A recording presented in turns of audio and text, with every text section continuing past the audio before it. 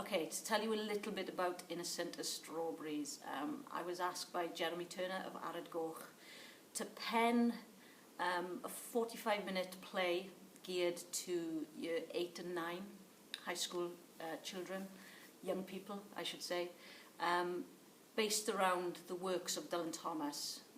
So the starting point for me, I think, were the stories. And I've got the book here actually, but I looked at the collection of stories from Portrait of the Artist as a Young Dog, just because there were 3 characters in there, Dan, George and Sydney, which I thought, especially young boys, would really engage with.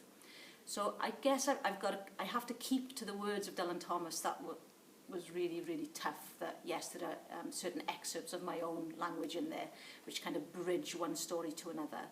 But I guess that's what's been challenging and tough, is that I've had to keep to the words of this man. And so I've been trying to use primarily the short stories and trying to intertwine some of his poetry into that to create some sort of narrative, new narrative.